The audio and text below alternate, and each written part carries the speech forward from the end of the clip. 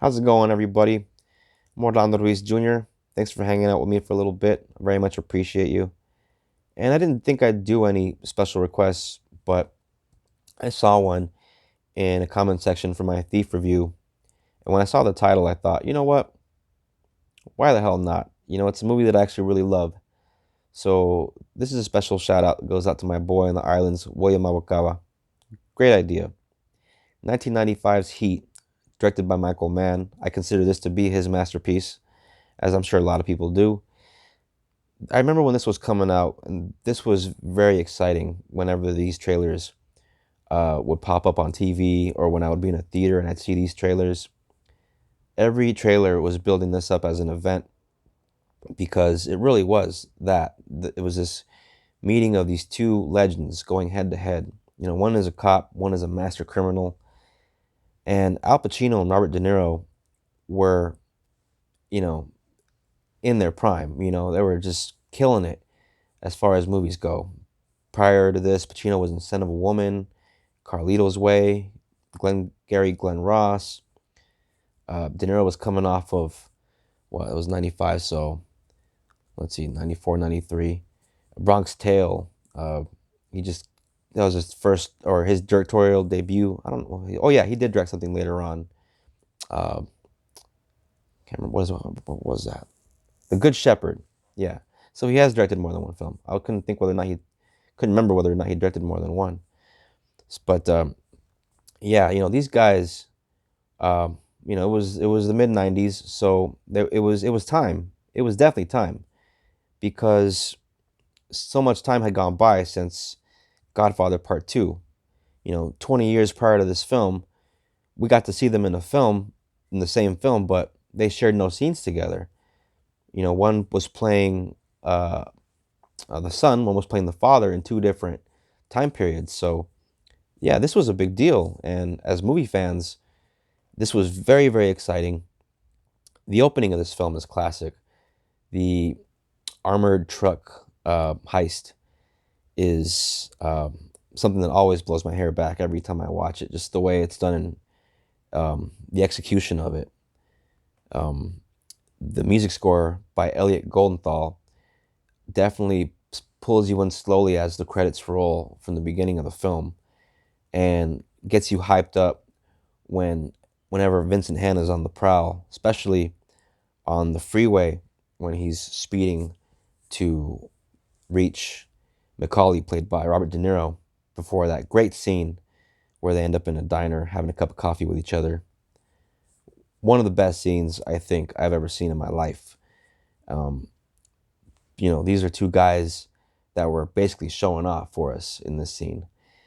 And I love the introduction to Vincent Hanna's character when he first shows up at the, first heist, when he's pretty much saying how it went down. He didn't have to, talk to anybody, but just point out a couple things, look at a couple things, got a couple of quick answers for some people, and already got a sense of how it went down. Uh, the guy was definitely like a modern day Sherlock Holmes. And, Robert De Niro, he was actually, at times he's the guy that, even though he's the villain, you kind of root for him. So, there's my son coming home. Uh, his car is loud too. It's because the garage is right on the other side of this so-called set. Um, so, yeah, he's trying to make things kind of normal for himself. He meets a woman. He sort of has a taste of what it's like to be cared about. But he's definitely not going to change for anybody. This guy is set in his ways, and he's a master criminal, and he's smarter than hell. So he gives these cops a run for their money, and there's a major mutual respect going on because one is really good at he does, and so is the other. So that's what makes that scene in the diner, so great. You could just tell these two, they know, just don't fuck with me, I won't fuck with you. That's basically what that scene is about, but it's done in just the most perfect way imaginable with such great dialogue. And, of course, that sequence in the streets in front of the bank, uh, I remember watching the news about a year before this, thinking, "Wow, in the news, this actually really happened in L.A." And I remember watching, this guy walking towards the cops, and was that the first one or the third one or the fifth one? Sorry, Ma. She tells me to watch that. I'm working on it, Ma. People behind cars, just not even coming up, just like Eddie Griffin says in one of his stand-ups, just suppression fire, boom, boom, boom. I'm pretty sure the same thing I watched in the news inspired Eddie Griffin stand-up bit. Love Eddie Griffin. And uh, yeah, what a great sequence. It felt very real. And watch this movie with a great sound system. If you're a fan of the way gunfire sounds in films as far as sound effects goes, if you love to turn it up and hear that volume, hear those pop pop pop pops in your ear, just it's nothing like it, especially with a kick-ass sound system and some of the most realistic um, gun uh, artillery sounds you will hear. And I've heard that from quite a few people that have fired these kind of guns themselves. So they had some advisors for sure. I'm sure he did on Thief.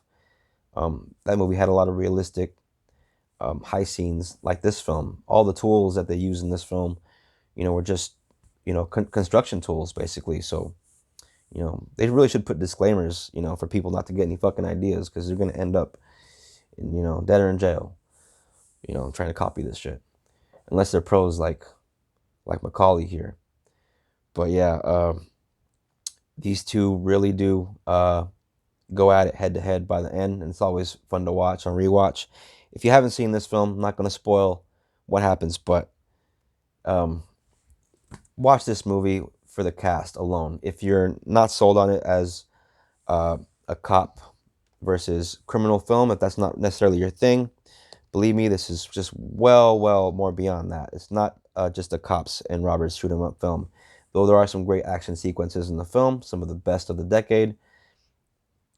There's a lot of, character moments in this film. This film is mostly a character-driven film, which is why the film is 3 hours long. There's a lot of meat on this bone. I mean, you got Val Kilmer, Tom Sizemore, Ashley Judd, Danny Trejo. The freaking Allstate guy is in this, who has a really, interesting story arc. Unfortunately, some people might say, not sure where that was going, but still, always interesting to watch. And the guy was actually really good in the part. Always enjoy him. Actually watching his little side story. And Hank Azaria is in this film. Apu, Police Chief Wiggum, made it into the film. Has a great scene with Al Pacino. I love that scene where he's getting interrogated by him. Henry Rollins, Natalie Portman. She was so great in this film. Year before this, she was in The Professional, great Luc Besson film, starring Jean Reno, and she was terrific in that. She was always great, even back then. But this movie does reach a great climax, and when it does happen, if you're enjoying it, if you're rolling along with it, you and the movie might just, should I dare say it, climax together. Okay. Yeah, these videos aren't for kids, damn it. I'm not making these for kids. I'm making these for, well, anybody that wants to hear this shit. So, whatever. Sorry, kids. Um, it's the George Carlin in me. I'm sorry. I got to see that man live twice. Man's a genius. Love that guy. Rest in peace. Love him to death. Yeah, I know my mom thinks he's ruined me forever, but, you know, love George. So, you know, I don't know what else can I say about this film. It's perfectly paced, great music. Love the love the acting in it. Love the action scenes. There aren't, this movie isn't really a movie that's supposed to be action packed. It's not, it's a 3 hour film and it has epic action scenes in it, but it's not packed from beginning to end with action in it. This is not an action film per se. It's really more of a drama with some great action in it. And the drama is really where this movie shines. Even though the action is, superb, um, The action doesn't mean anything without those characters, without that development, without, you know, the drama. So yeah, it definitely qualifies as a 4-star masterpiece. One of the greatest films to come out of the 90s, in my opinion. So there's my review for 1995's Heat. Great classic. By now it's a classic. You know, back in the 90s, films from the 70s were considered classics. So it's been more than 20 years now since this came out. So yeah, this is a classic by now, for sure. And okay, let's wrap it up. Gotta go to bed. And yeah, Will, I hope you saw this. Appreciate it. Great idea. Now I want to watch it again. It's the 3 hours that just kind of flies by. Uh, and I feel like I'm forgetting something. Did I mention Danny Trejo? Yeah, I think I did. Fucking all right. So yeah, let's till next time. Let's get together for a top 10. I think the next one is going to be my most anticipated films of 2022. Been a top 10 geek for a while. I've been making top 10 lists for the longest time, and this is going to be the perfect platform for that since YouTube is full of them. So thanks for hanging out with me for a while. Appreciate it. Again, thank you, Will, for the suggestion. And until next time, you guys be sure to look out for the next one. Please subscribe if you're new to the channel. Like, share, comment. I don't see enough comments. YouTube, you guys don't be shy. Comment on this shit. You want to say I suck? It's okay. I know I suck, but I'll get better. Give me about 10 years. So, all right. Hope it doesn't take that fucking long. Well, sorry, mama. You know, you know, you know.